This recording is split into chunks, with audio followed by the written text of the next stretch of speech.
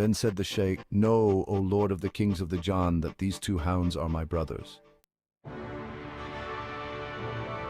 My father died and left to us 3,000 pieces of gold, and I opened a shop to sell and buy. But one of my brothers made a journey with a stock of merchandise and was absent from us for the space of a year with the caravans, after which he returned destitute. I said to him, Did I not advise thee to abstain from travelling? But he wept and said, O my brother, God, to whom be ascribed all might and glory, decreed this event, and there is no longer any profit in these words. I have nothing left.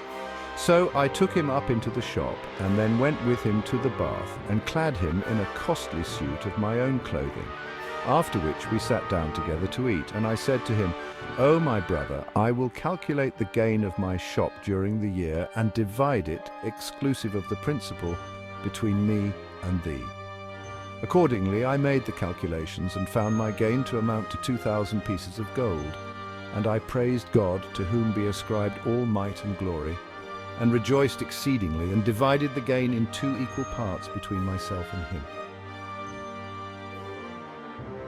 My other brother then set forth on a journey, and after a year returned in the like condition, and I did unto him as I had done to the former. After this, when we had lived together for some time, my brothers again wished to travel, and were desirous that I should accompany them, but I would not. What, said I, have ye gained in your travels, that I should expect to gain? They importuned me, but I would not comply with their request, and we remained selling and buying in our shops a whole year. Still, however, they persevered in proposing that we should travel, and I still refused, until after the lapse of 6 entire years, when at last I consented and said to them, O my brothers, let us calculate what property we possess. We did so, and found it to be 6,000 pieces of gold, and I then said to them, We will bury half of it in the earth, and that it may be of service to us if any misfortune befall us, in which case each of us shall take 1,000 pieces with which to traffic. Excellent is thy advice, said they. So I took the money and divided it into 2 equal portions, and buried 3,000 pieces of gold, and of the other half I gave to each of them 1,000 pieces. We then prepared merchandise and hired a ship, and embarked our goods, and proceeded on our voyage for the space of a whole month, at the expiration of which we arrived at a city where we sold our merchandise, and for every piece of gold we gained 10. And when we were about to set sail again, we found on the shore of the sea a maiden clad in tattered garments, who kissed my hand and said to me, O my master, art thou possessed of charity and kindness?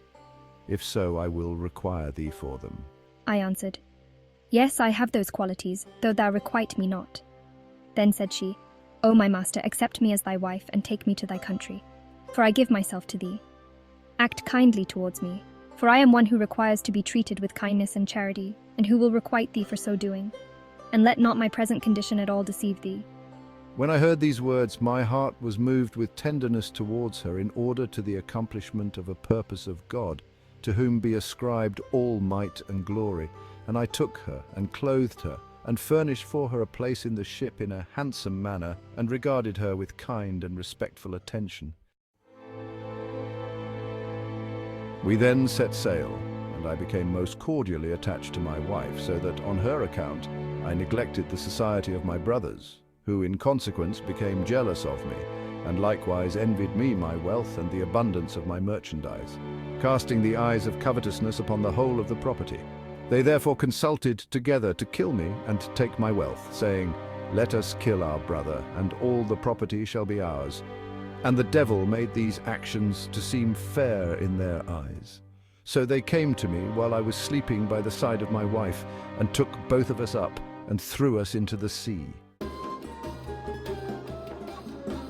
But as soon as my wife awoke, she shook herself and became transformed into a jinniyeh. She immediately bore me away, and placed me upon an island, and for a while disappeared. In the morning, however, she returned and said to me, I am thy wife who carried thee and rescued thee from death by permission of God, whose name be exalted. Know that I am a jinniyeh. I saw thee, and my heart loved thee for the sake of God. For I am a believer in God and his apostle. God bless and save him. I came to thee in the condition in which thou sawest me, and thou didst marry me. And see, I have rescued thee from drowning. but I am incensed against thy brothers, and I must kill them. When I heard her tale, I was astonished and thanked her for what she had done. But, said I, as to the destruction of my brothers, it is not what I desire. I then related to her all that happened between myself and them from first to last. And when she had heard it, she said, I will this next night fly to them, and sink their ship, and destroy them. But I said, I conjure thee by Allah, that thou do it not. For the author of the proverb saith, O thou benefactor of him who hath done evil, the action that he hath done is sufficient for him. Besides, they are at all events my brothers. She still, however, said, they must be killed. And I continued to propitiate her towards them. And at last she lifted me up and soared through the air and placed me on the roof of my house. Having opened the doors, I dug up what I had hidden in the earth. And after I had saluted my neighbors and bought merchandise, I opened my shop. And in the following night, when I entered my house, I found these 2 dogs tied up in it. And as soon as they saw me, they came to me and wept and clung to me. But I knew not what had happened until immediately my wife appeared before me and said, These are thy brothers. And who, said I, hath done this unto them? She answered, I sent to my sister, and she did it.